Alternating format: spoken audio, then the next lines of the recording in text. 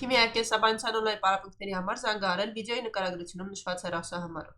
Այս վիդեոյում շարունակենք քննարկել Լյուիսի կառուցվածքը արդեն բազմատոմ իոնների համար։ Միանգամից վերցնենք մեկ օրինակ։ C-ն ցիանաջրածնական թթվի մնացորդը C-N-։ Առաջին հերթին հաշվում ենք վալենտային էլեկտրոնների քանակը։ C-ն ունի 4-ը, ազոտը 5-ը, 4 + 5 եղավ 9, եւս 1 իոնի լիցքը մինուս, այսինքն 1 էլեկտրոն ավել եղավ 10 վալենտային էլեկտրոն։ Գրում ենք C-ն կողքը N-ը, առաջի զույգը նշում ենք, ավելի քիչ մետրական հատկությամբ օժտված տարի մոտ դարձնում ենք օկտետ, այսինքն ազոտի մոտ դարձնում ենք օկտետ, եւս 1 զույգ պակասում է, որովհետեւ 10 էլեկտրոն է, այսինքն 5 զույգ։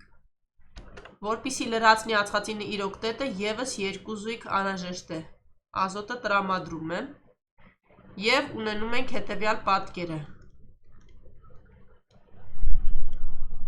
Այսինքն եռակի կապ։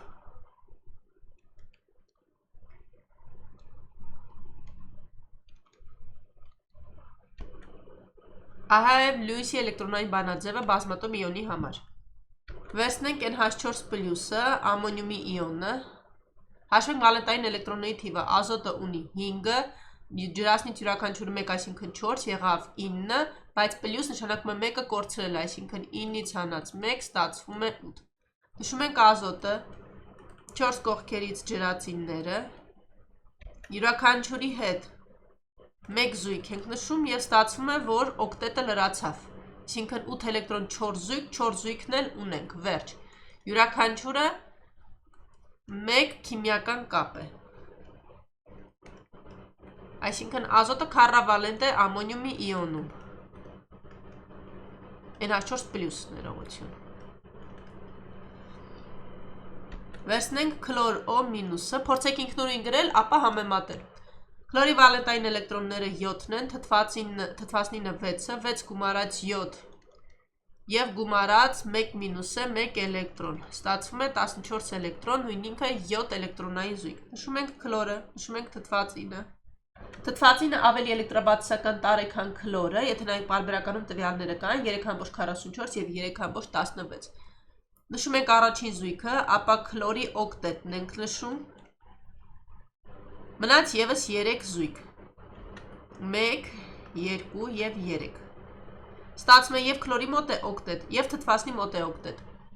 Ահա է Լյուիսի էլեկտրոնային կառուցվածքը քլոր O- իոնի համար, կամ հիպոքլորիտ իոնի համար։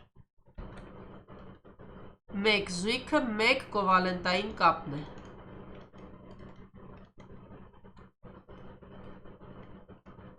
Հիմա փոքրիկ առաջադրանք, որ զույգում են ընդհանրացված էլեկտրոնային զույգերի թիվը նույնն է, այսինքն կապ առաջացնող էլեկտրոնային զույգերի թիվը նույնն է։ H2-ի օրինակը քննարկենք, թթվածինը, 2 ջրածինները, հաշվում ենք վալենտային էլեկտրոնները, 1, այսինքն 2 գումարած թթվասնի 6-ը 8 վալենտային էլեկտրոն, հետևաբար 4 զույգ։ Երկուական նշում ենք ջրածինների հետ եւ մնում է եւս 2 զույգ։ Այսինքն մենք ունենք 2 լոն ընդհանրացված էլեկտրոնային զույգ։ Հիմա H3O-ի համար հաշվենք։ Թթվածինը, 3 կողմերից ջրածինները, հաշվում ենք վալենտային էլեկտրոնների թիվը, 3 ջրածինը ունի, 6 թթվածինը եղավ 9, եւ 9-ից հանում ենք 1, ստացվում է 8։ Յուրաքանչյուր ատոմի միջև մեկական զույգ ենք նշում, մնաց 1 զույգը, այսինքն այսպես։ Ստացվում է, որ ընդհանրացված էլեկտրոնային զույգերի թիվը այստեղ 3-ը ստացվեց, 3 ընդհանրացված էլեկտրոնային զույգ կամ կապ առաջացնող, այսինքն սա սխալ է։ Մյուսը H3O+-ը, որը արդեն 3 ընդհանրացված զույգ ենք հաշվել, եւ ամոնիակը NH3, այսինքն N-ը ջրածինները ծայրային հատվածում, ազոտը ունի 5 վալենտային էլեկտրոն, գումարած 3 ջրածիններինը 8։ Յուրաքանչյուր ատոմի մինչև մեկական զույգ ենք նշում, այսինքն ստացվեց 3 զույգ պակասում է 1 զույգը։ Հետաբար մենք ունենք 3 ընդհանրացված էլեկտրոնային զույգ, այսինքն հենց սա է մեր ճիշտ պատասխանը։